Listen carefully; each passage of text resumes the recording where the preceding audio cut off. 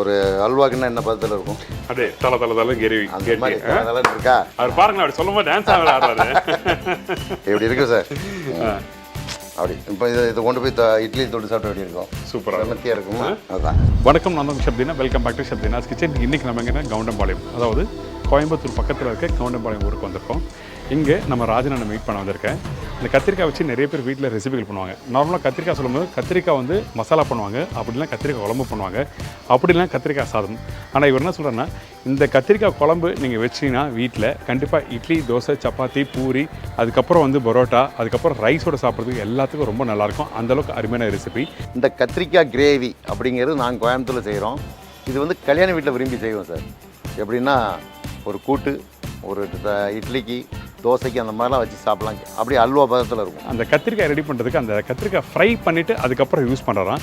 அந்த கத்திரிக்காய் எப்படி ஃப்ரை பண்ணுறாங்க, என்ன மாதிரி பக்குவத்தில்? இந்த மாதிரி வந்திருக்கும். இந்த மாதிரி பக்கத்தில் இருக்கும். ஆமாம், ஓகே. நல்லா ப்ளூவாகிரும் கத்திரிக்காய். அதுக்கப்புறம் இந்த மசாலா என்ன மாதிரி மசாலா யூஸ் பண்ணுறாங்க? மட்டனுக்கு என்ன செய்கிறோமோ அத்தனையும் இருக்கும். ஓ, அப்படியா? ஆமாம். பட்டை, கிராம்பு, ஏலக்காய், சோம்பு, சீரகம், புளி கிடையாது இதுக்கு. மிளகாத்தூள், கறி மசாலா, வெங்காயம், தக்காளி, முந்திரி தான் போடுவோம். தேங்காய் போட மாட்டோம். வெறும் முந்திரி, வெங்காயத்தை போட்டு வதக்கி அரைச்சி அப்படியே கிரேவி டக்குன்னு ஒரு பொரிச்சு கத்திரிக்காய் கொஞ்சம் ஒரு 6 லிட்டர் ஆயிலை ஊற்றி பொரிச்சு உள்ளே போட்டு கலக்கினா அப்படி கிரேவி, கத்திரிக்காய் கிரேவி. நம்ம நார்மலாக கத்திரிக்காய் குழம்பு சொல்லும் போது வந்து தேங்காய் அரைச்சி ஊற்றி பண்ணுவோம். ஆனால் இதில் அப்படிலாம் இல்லையா? வச்சாலும் நீங்கள் வீட்டில் ரெடி பண்ணாலும் குறைஞ்சபட்சம் 2 நாள் வச்சு பண்ணலாம். இன்னைக்கு மத்தியானம் சாப்பிடலாம், நாளைக்கு இருந்தால் நாளைக்கு, நாளாயிரம் 2 நாள் வச்சுருந்தாலும் ஏன்னா சாப்பிட்லாம். அது வந்து கெட்டு போகாது சார். என்னென்னா அதுக்கு அவ்வளோ ஒரு இது, வெறும் முந்திரி, தேங்காயே போட மாட்டோம், வெறும் முந்திரியிலே செய்கிறதுனால அவ்வளோ ஒரு தரமான ஒரு கத்திரிக்காய் கிரேவியாக இருக்கும் அது. அப்பா, அந்த கத்திரிக்காய் ஃப்ரை பண்ணி முடிச்ச பிறகு அந்த கிரேவியோட பார்க்கும்போது பார்த்தீங்கன்னா தலை நல்லா திக்கான கிரேவி. தேங்காய் எதுவுமே சேர்க்கல, ஒன்லி முந்திரி அப்படி இருக்கும். அல்வா பக்குவத்தில் இருக்குன்னு சொல்லி சொல்கிறாரு. ஒரு அல்வா எப்படி இருக்குமோ, ஏற்கனவே ஒரு வீடியோ போட்டிருக்கேன் கிரேவி, சிக்கன் கிரேவி, அதே மாதிரி இருக்கும். அதில் சிக்கன் இருக்கும், இதில் கத்திரிக்காய் இருக்கும். அவ்வளோதான் வச்சு ஒரு ஹெல்த்தியான ஃபுட்டிங் சார் இது வந்து.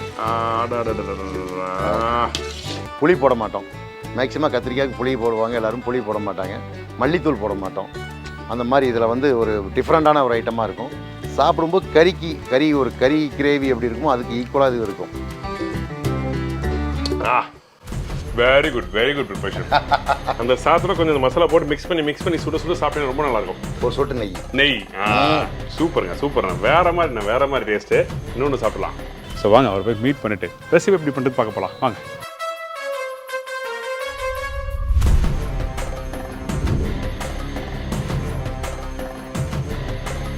அண்ணா வணக்கம். வணக்கம் சார்.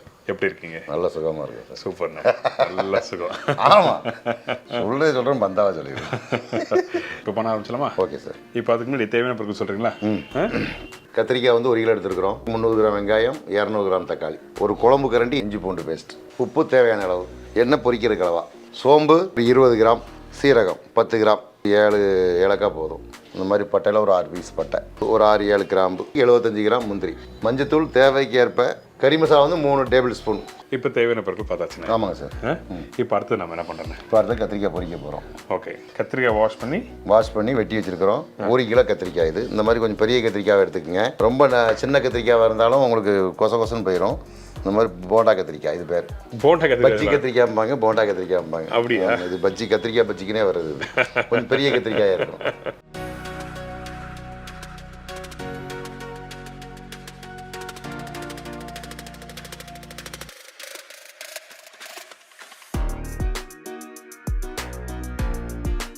இந்த மாதிரி வந்திருக்கும்.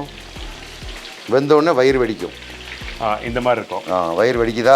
இந்த தோலை தொட்டு பார்த்தீங்கன்னா அப்படியே கசங்கி இருக்கும். இந்த மாதிரி பக்கத்தில் இருக்கும். ஆமாம். ஓகே. நல்லா ப்ளூவாயிரும் கத்திரிக்காய். ஸோ அப்போ எடுத்து ப்ளூவாயிரும், வயிறு வெடிக்க ஆரம்பிச்சிடும். அந்த வயிறுனா அந்த உள்பகுதி, அந்த கத்திரிக்காய் விதை பகுதி வந்து வெடிக்க ஆரம்பிச்சிருக்கும். கத்திரிக்காய் தோலோ சுருங்கி இருக்கும். ஆமாம், அப்போ வெந்தாச்சுன்னு அர்த்தம். சரி, ஓகே. அதான் அள்ளிடுறோம். மாற்றிடலாமா? ஓகே. 90% வெந்தால் போதும். 10% வந்து கிரேவியில் வந்துடும். சரி, ஓகே. நன்றி.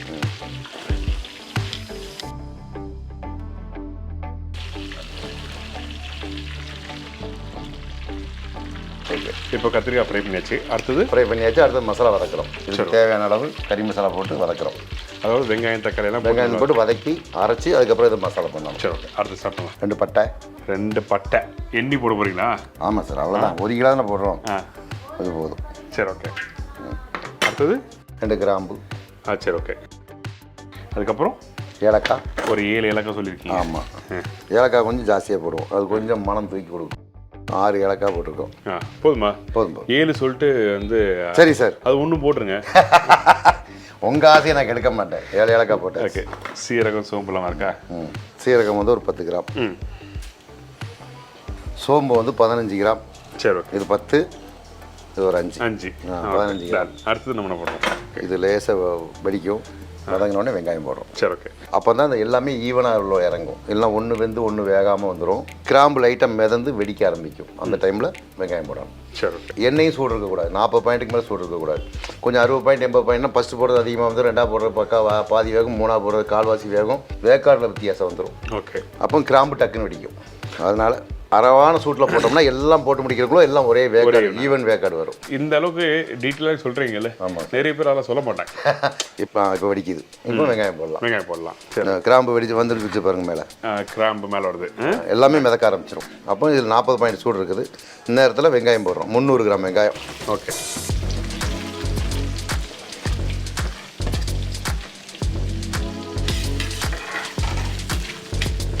வெங்காயம் போட்டோம். ஓகே. இந்த டைமில் முந்திரி போடணும். இந்த மாதிரி போடுவோம். போட்டு ஒரு கலக்கு பார்த்துக்கணும். வெங்காயத்துக்கு 3/4 முந்திரி இருக்கணும், அதான் கணக்கு. இந்த மாதிரி டைமில் தக்காளி மறுபடியும் போடுறாங்க. தக்காளி போட்டு அந்த சூடை வந்து இழுத்து கொடுக்கும். 200 கிராம் தக்காளி போடுறோம். சிலவங்க என்ன செய்வாங்கன்னா கரண்டியில் அப்படி கொத்துவாங்க. அது கொத்தக்கூடாது. தக்காளி அப்படி உருட்டி விட்டுறாங்க. இப்படி ஒரு கலக்கி தான் விடணும். ஓகே. என்ன காரணம்? கொத்துனோம்னா அதோட சாறு பூரா எண்ணெயில் போயிருக்கு. சீக்கிரம் வதங்கிடும்ங்கிறக்காக அவங்க இப்படி கொத்தி விட்டுருவாங்க. கொத்தி விட்டோம்னா சீக்கிரம் வதங்கிடும். அந்த எண்ணெயில் சாறு பூரா ஆவியாக போயிடும். ஓகே. அந்த டேஸ்ட்டு கிடைக்காது நம்மளுக்கு. வதக்கி முடிச்ச பிறகு வேணால் நீங்கள் ஸ்மாஷ் பண்ணலாம்.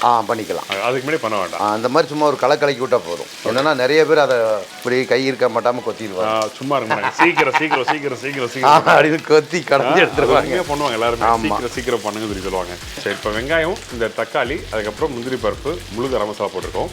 வதங்கட்டும். அதுக்கப்புறம் வந்து என்ன மாதிரி பக்கத்தில் வதங்கிட்டு சொல்லி நம்ம பார்க்கலாம்.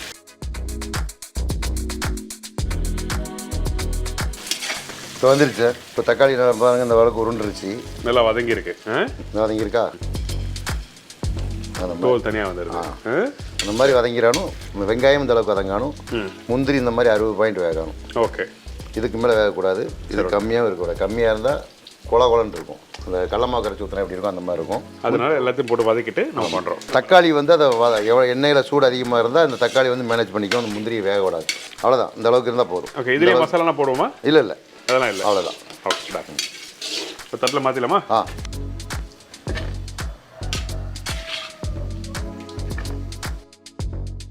எண்ணெய் நாங்கள் கொஞ்சம் நிறைய அதிகமாக ஊற்றி வதக்குவோம். சரி. என்னென்னா நிறைய குவாலிட்டி பண்ணாலும் கொஞ்சம் எண்ணெய் அதிகமாக தான் மடமடன்னு அடிப்பிடிக்காமல் வரும். வீட்டில்னா கொஞ்சோல போடுவாங்க. அப்போ கொஞ்சம் எண்ணெய் ஊற்றி வதக்கினா போதும். அதுதான். ஸோ வீட்டில் பண்ணும்போது வந்து கொஞ்சம் எண்ணெய் அளவாக ஊற்றிக்கிங்க. சரி ஓகே. இப்போது இதை நம்ம அரைக்கணும்ல? ஆமாங்க சார். எப்படி அரைக்க போகிறோம்? நைஸாக அரைக்கணுமா? இல்லை நைஸாக அரைக்க. அதை கிரேவி அந்த அல்வா பதத்துக்கு அதை அரைச்சிடும். அப்போ தான் சாப்பாடுக்கு சாப்பிட்றதுக்கு நல்லாயிருக்கும். இப்போ நல்லா ஃபைன் பேஸ்ட் நம்ம அரைச்சாச்சு. அரைச்சிட்டோம் சார். எந்த அளவுக்கு ஸ்மூத்தாக அரைக்கணுமோ அரைச்சிருக்கேன். இது கெட்டியாக அரைச்சிருக்கீங்க? ஆமாம். கெட்டியாக தான் இருக்கணுமா? இல்லை சார், கொஞ்சம் தண்ணி ஊற்றுவோம். வேணா தண்ணி அதிகமாகிடுச்சுன்னா கொஞ்சம் ரொம்ப இதாக இருக்கும். கத்திரிக்காய் பொரிச்சிட்டோமா தண்ணி அதிகமாக இது மாதிரி ரொம்ப குழைய வச்சோம்னா குழம்பு போயிடும், நல்லா இருக்காது. அதனால் கெட்டியாக வச்சுட்டு அதுக்கப்புறம் தண்ணி தேவைப்பட்டால் ஊற்றிக்கணும். சரி ஓகே, டன். இப்போ நம்ம என்ன பண்ணுறோன்னா அடுத்து கொஞ்சம் எண்ணெய் ஊற்றுறோம். அதே கடாயில் தான் போடுறோம். அதே கடாயில் கத்திரிக்காய் வதக்கணும். அதுக்கப்புறம் மசாலா ரெடி பண்ணோம். என்ன காரணம் அப்படி பண்ணுறதுக்கு? சார் அதில் உள்ள பட்டை கிராம் தானே சார் இருக்கும், வேறு ஒன்றும் இல்லை. சோம்பு சீரகம் இருக்கும். சரி ஓகே, அதை போடுறோம். ஓகே. அடுத்தது 2 சோம்பு. அது பொடிஞ்சதும் 2 கருவேப்பிலை போடுறோம். சரி ஓகே. அதுக்கப்புறம் இஞ்சி பூண்டை போடுறோம். இஞ்சி பூண்டு பேஸ்ட் ஒரு கைப்பிடி இஞ்சி பூண்டு போடுறோம். சரி ஓகே. இப்போ நம்ம இந்த இஞ்சி பூண்டு பேஸ்ட் சொல்லியிருக்கோம்ல? ஆமாங்க சார். இந்த இஞ்சி பூண்டு அளவு என்ன அளவாக இருக்கணும்? இஞ்சி அதிகமாக இருக்கணும், பூண்டு அதிகமாக இருக்கணும்? 2 சேமாக போடுவோம் சார். 2 சேமாக வாங்கணும். அது என்னென்னா ஒரு சிலவங்க பிரியாணிக்கு வந்து 100 கிராம் பூண்டு போட்டால் 50 கிராம் இஞ்சி போடுவாங்க ஒரு சிலவங்க. அதாவது அவங்க கற்றுக்கிற குரு எப்படியோ அப்படி. நான் எப்பவுமே சேம். 100 இஞ்சி 100னா 100 இஞ்சி பூண்டு போட்டுருவேன். 50 இஞ்சின்னா 50 பூண்டு போடுவோம். அதுதான் ஓகே. நம்ம கற்றுக்கிட்ட முறை அப்படி. சரி. ஒரு ஆள் ஒவ்வொரு முறையில் கற்றுக்குவாங்களா சார்? ரைட். அப்போ நான் இப்படி தான் அப்படின்னு நான் சொல்ல முடியாது. நான் இப்படி கற்றுருக்கிறேன், நான் அதை சொல்லி தருவேன். கரெக்ட். அதனால தேடி வந்திருக்கேன் உங்களோட மெத்தட் எப்படி இருக்குன்னு சொல்லிட்டு. ஆமாங்க சார். அதை அந்தந்த இது இப்போ நீங்கள் இப்போ செப்பு நீங்கள் படிச்சுட்டு வந்திருப்பீங்க, நாங்கள் அனுபவபூர்வமாக வந்திருப்போம். உங்களுக்கு எனக்கு சமைக்கிறதுல நிறைய வித்தியாசங்கள் இருக்குது. கண்டிப்பாக. ஃபர்ஸ்ட் எண்ணெயில் வந்து சோம்பு, இஞ்சி பூண்டு பேஸ்ட், பச்சை கருவேப்பிலை போட்டிருக்காரு. அவ்வளோதான். அடுத்து மிளகாத்தூள் போடுறோம் சார். சரி, இந்தாங்க போதுமா? ஒரு 25 கிராம் மிளகாத்தூள் போடுறோம். சரி, ஓகே. ஒரு டீஸ்பூன் மஞ்சத்தூள். இந்தாங்க ஒரு டீஸ்பூன் மஞ்சத்தூள் போட்டாச்சு. அடுத்தது கறி மசாலா. இந்தாங்க போதுமா? கறி மசாலா போட்டாச்சு. ஓகே. இப்போ கலக்கிறோம். ஓகே. இதுக்கு வந்து நம்ம வீட்டில் இருக்க அந்த குழம்பு தூள்லாம் இருக்குல்ல? ஆமாங்க சார். அந்த குழம்பு தூள்லாம் போட்டு பண்ணலாமா? அதில் வந்து வெந்தயம்லாம் போட்டு அரைச்சிருப்பாங்களா சார்? ஓகே. சாம்பார் கிம்பார் எல்லாத்துக்கும் அவங்க வெந்தயம் போட்டிருப்பாங்க. இது வந்து கறி மசாலாவோட டேஸ்ட் இருக்கும், அதனால இதுக்கு வந்து போடுறதில்லை. சரி, ஓகே. இப்போ கொஞ்சம் உப்பு போடுறோம். உப்பு வேணுமா? இந்த உப்பு இதில் போட்டோம்னா எண்ணெய் நல்லா கைக்கி கொடுக்கும். எண்ணெய் வந்து அந்த பிரைட்னஸாக மேலே வரும். ஓ, அப்படியா? ஆமாம். இந்த ஸ்டேஜில் போடுறது அதான் காரணம். இப்போ நம்ம வெங்காயம் தக்காளி வேகிறதுக்கு உப்பு போடுறோம்ல சார்? ஓகே. அதே டைப் தான் இதுவும். ஓகே. அந்த மசாலா நல்லா தூக்கி கொடுக்கும். ஓகே. அந்த டேஸ்ட்டும் என்ஹான்ஸ் பண்ணி கொடுக்கும். அது இல்லாமல் அந்த குக் பண்ண அந்த உப்புலே வேகுது இல்லை மசாலா, அதனால் கொஞ்சம் டேஸ்ட் நல்லாயிருக்கும். ஓகே. அடுப்போட ஃப்ளேம் வந்து ரொம்ப கம்மியாக இருக்கணும். அந்த எண்ணெய் வந்து எண்ணெயில் மிளகாத்தூள் மெதுவாக வேகணும். ஹை ஃப்ளேம் வச்சு போட்டோம்னா கருகும், அந்த ஃப்ளேவர் கிடைக்காது. கறி மசாலோட ஃப்ளேவர் கிடைக்காது. ஓகே. நல்லா பச்சை வாசம் போகிற அளவுக்கு இதுலேயும் வந்துடும். அதுக்கப்புறம் மல்லி புதினா போடுறோம். அதுக்கு தேவையான அளவு மல்லித்தலை போடுறோம். சரி, ஓகே. மல்லித்தலை ஏன் இப்போ போடுறோம், மேலே கூட போடலாம், அது கொஞ்சம் ஒரு வாசம் வரும். இதில் அந்த எண்ணெயில் கொஞ்சம் வேகணும் மல்லித்தலை. சரி, ஓகே. நம்ம சமையல் கம்பல்சரி யூஸ் பண்ண வேண்டிய முக்கியமான பொருட்கள் நீங்கள் என்ன ப்ரிப்பரேஷன் பண்ணுங்க, ரைட்டா இல்லையா? ஆமாம். அது பொங்கல் பண்ணுங்க, இல்லை சாம்பார் பண்ணுங்க, இல்லை நான்வெஜ் கிரேவி பண்ணுங்க. ஆனால் கொத்தமல்லி ரொம்ப இம்பார்ட்டன்ட். கொத்தமல்லி கண்டிப்பாக இருக்கும். கொஞ்சம் புதினா என்ன காரணம் இதில் யூஸ் பண்ணுறதுக்கு சார்? அது என்ன காரணம்னா மட்டன் சுவைக்கு இதில் கொண்டு வரணுங்கிறது தான். நம்ம ஒரு கிரேவி பண்ணோம்ல, அந்த கிரேவிக்கு நம்ம என்ன போடுறோமோ அதே சுவை இதில் கொண்டு வந்துடும். அந்த ஒரு காரணம் தான். சரி. என்ன இதுக்கு மல்லித்தூள் போட மாட்டோம். சரி, ஓகே. கத்திரிக்காய்க்கு மல்லித்தூள் கிடையாது, புளியும் கிடையாது. இந்த கத்திரிக்காய் கிரேவி அதுக்கு பதிலாக கறி மசாலா. என்ன காரணத்துக்காக அந்த மல்லித்தூள் யூஸ் பண்ணுறதில்ல? மல்லித்தூளும் புளியும் போட்டோம்னா அது புளிக்குழம்பு இதுக்கு போயிடும், டேஸ்ட் போயிடும். ஆமாம். அதனால தான் கறி மசாலா அதிகமாக போடுறோம், யூஸ் பண்ணுறோம். சரி, இன்னும் அந்த புதினா போட்டோன்னே நல்லா கமகமன்னு நல்லா வாசனை. இப்போ நம்ம அரைச்சி வச்சுக்கிற மசாலா போடலாம் சார். அதாவது வெங்காயம் தக்காளி பேஸ்ட்டு. ஆமாம்.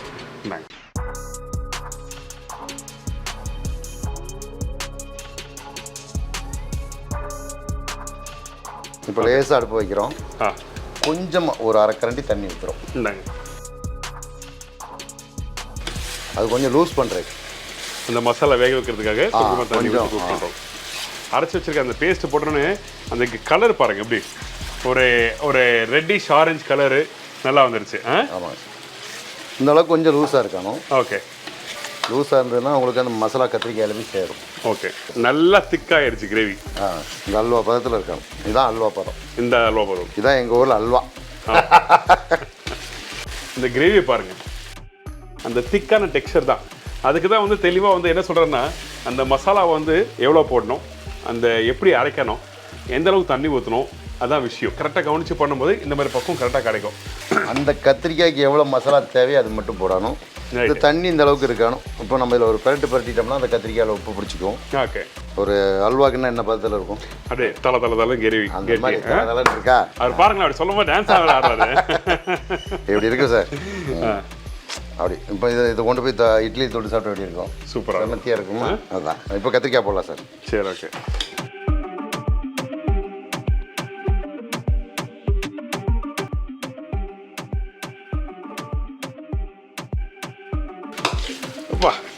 அந்த கத்திரிக்காய் ஃப்ரை பண்ணி முடிச்ச பிறகு அந்த கிரேவியோட பார்க்கும்போது பார்த்தீங்கன்னா தலை நல்லா திக்கான கிரேவி. தேங்காய் எதுவுமே சேர்க்கல, ஒன்லி முந்திரி. அப்படி இருக்கும். நீங்கள் அதை இட்லி தொட்டு சாப்பிட்டீங்கன்னா எப்படி இருக்கும்? அப்படி இருக்கும் சாப்பிடும்போது. எப்படி பாருங்க சார். இப்போ சூப்பர். ரெடி ஆயிடுச்சா? இப்போ கத்திரிக்காய் ஏற்கனவே நம்ம உப்பு இல்லாமல் பொரிச்சு எடுத்துருக்கிறோம். இதில் மசாலாவில் போட்டோன்னு கொஞ்சம் உப்பு பிடிக்கிறதுக்கு ஒரு செகண்ட் ஆகும். ஏற்கனவே நம்ம ஒரு 80-90 பாயிண்ட் கத்திரிக்காய் வேக வச்சுருக்கிறோம். பாருங்க, அப்பா நல்லா தலை தலை திக்கு. ஒரு சிக்கன் கிரேவியோ சிக்கன் மட்டன் குழம்போ வச்சா எப்படி இருக்குமோ அதே மாதிரி இருக்கும் சார் அந்த கத்திரிக்காய். கறியே இல்லாம ஒரு கத்திரிக்காய் வச்சு அந்த டேஸ்ட் அதே டேஸ்ட் கொண்டு வந்துருவோம். சரி ஓகே. எல்லாம் அதாவது வெஜிடேரியன் சாப்பிட்றவங்க ரொம்ப விரும்பி சாப்பிடுவாங்க. லேசாக மல்லித்தலை போட்டுக்கலாம். போடுங்க. நானே போடுவா? ஆமாம். கடைசியாக நான் போட்டால் நான் தான் பண்ண மாதிரி ஆயிடுச்சு. ஆமாம், ஃபைனல் நீங்கள் தான் டச் பண்ண மாட்டேன். நான் தான் ரெடி பண்ணியிருக்கேங்க, அவர் பண்ணல. சரிங்களா? சரி ஓகே, கொடுங்கண்ணே. அந்த லெக் பீஸோட போடுங்க.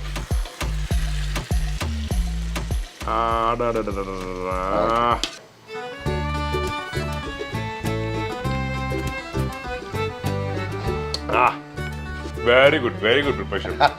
இந்த கத்திரிக்காய் நீங்கள் வீட்டில் பண்ணீங்கன்னா சாதத்துக்கு நீங்கள் வந்து குழம்புலாம் தேவையில்லை. அந்த சாதத்தோட கொஞ்சம் மசாலா போட்டு மிக்ஸ் பண்ணி சுட சாப்பிட்டீங்கன்னா ரொம்ப நல்லா இருக்கும். ஒரு சொட்டு நெய். சூப்பருங்க. வேற மாதிரி டேஸ்ட்டு. இன்னொன்று சாப்பிடலாம். பட்டை கிராம்பு வாசலை வருதா? கறியோட டேஸ்ட். கத்திரிக்காய் சாப்பிடும் போது கத்திரிக்காய் தெரியும். மசாலா சாப்பிட்டீங்கன்னா மட்டன் குழம்பு மாதிரி இருக்கும். பிரமாதம். Very good.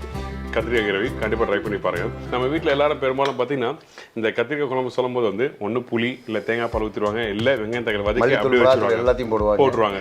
இதில் மல்லித்தூள்லாம் போடவே இல்லை. ரொம்ப நல்லா இருக்கு. கண்டிப்பாக ட்ரை பண்ணி பாருங்க. நான் ஸ்டார்டிங்கே கேட்கணும்னு நினச்சேன், அந்த கறி மசாலா பவுடர் போடுறாங்களே, ஏன் கறி மசாலா போடுறாங்க அந்த டைமில் போடுறாங்கன்னு சொல்லி ஒரு டவுட் இருந்தது. இருந்தாலும் கேட்கலாம் நினச்சேன். பட் ஆனால் இப்போவே எனக்கு புரியுது. நம்ம ரெகுலராக பண்ணுற அந்த மெத்தட் இல்லாமல் இந்த மாதிரி பண்ணும்போது ஒரு சின்ன வித்தியாசங்கள் இருக்குது. அந்த டேஸ்ட்டும் ரொம்ப நல்லா வந்திருக்கு. கண்டிப்பாக அதை ட்ரை பண்ணி பாருங்கள். நிறைய பேர் என்னம்மா கத்திரிக்காவா இன்னைக்கு கத்திரிக்காய் செய்கிறீங்களா அப்படி சொல்லி ஃபீல் பண்ணுவாங்க. இது செஞ்சால் குழந்தைங்க வரைக்கும் சாப்பிடுவாங்க சார். பிரமாதம். Very good. ரொம்ப நன்றிண்ணே. Okay sir, thank you so much. ஒரு அருமையான கத்திரிக்காய் ப்ரிப்பரேஷன். நானும் நிறைய கத்திரிக்காய் ரெசிபியில் பண்ணியிருக்கோம், நார்த் சைடில் பண்ணுறது, சவுத் சைடில் பண்ணுறதுலாம். ஆனால் இந்த மாதிரி திக்கு தொக்கு மாதிரி கான்செப்ட் கொடுத்தது ரொம்ப நன்றி. தேங்க்யூ. சிம்பிள் ரெசிபி தான், நம்ம வீட்டில் பண்ணுற பொருள் வச்சு தான் பண்ணியிருக்காரு.